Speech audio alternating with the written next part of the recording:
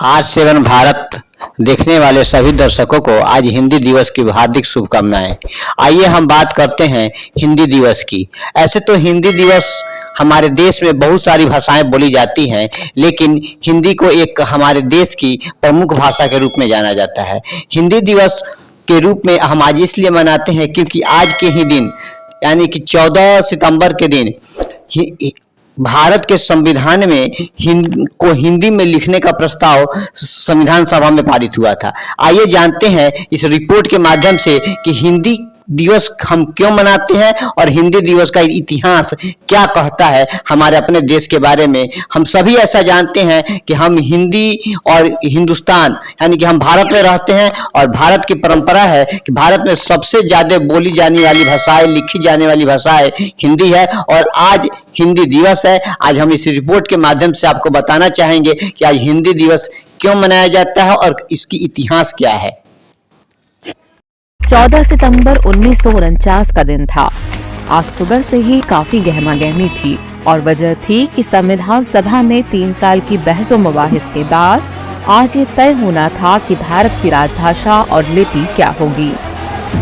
दरअसल जब भारत आजाद हुआ तो भाषा को लेकर बहस छिड़ गई। ये संविधान सभा को तय करना था कि भारत की आधिकारिक भाषा क्या होगी।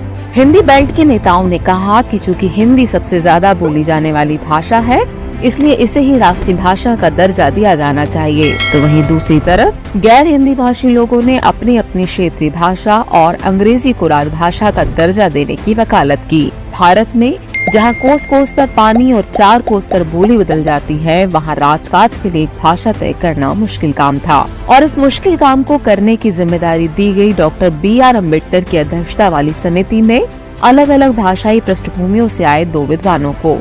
एक थे बम्बई की सरकार में गृह मंत्री रह चुके कन्हैयालाल माणिकलाल मुंशी, तो दूसरे थे तमिल भाषी N गोपालस्वामी आयंगर, जो इंडियन सिविल सर्विस में अफसर होने के अलावा 1937 से 1943 के दरमियान जम्मू कश्मीर के प्रधानमंत्री भी रह चुके थे। इनकी अगुवाई में भारत की राष्ट्रभाषा को तय किए जाने के मुद्दे पर हिंदी के पक्ष और विपक्ष में 3 साल तक गहन वाद विवाद चला और आखिरकार मुंशी आयंगर फार्मूला कहे जाने वाले समझौते पर मोहर लगी और 14 सितंबर 1949 को भारतीय संविधान के अनुच्छेद 343 से अनुच्छेद 351 के रूप में जो कानून बना, उसमें हिंदी को राष्ट्रभाषा नहीं राजभाषा का दर्जा दिया गया। साथ ही यह भी तय हुआ कि अगले 15 सालों तक राजकीय काम के लिए अंग्रेजी का इस्तेमाल किया जाएगा। इसमें यह बात अंडरस्टूड थी कि इन सालों में धीरे धीरे अंग्रेजी को फेज आउट कर हिंदी को एकमात्र आधिकारिक भाषा के रूप में इस्तेमाल किया जाने लगेगा। लेकिन जब 15 साल पूरे होने को आए तो 1963 में अंग्रेजी को हटाने की मांग दोबारा जोर पकड़ने लगी।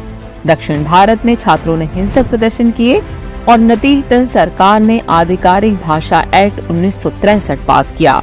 इसमें अंग्रेजी को राजकीय भाषा के रूप में बरकरार रखने की बात की गई, लेकिन साथ ही हिंदी को बढ़ावा देने पर भी जोर दिया गया।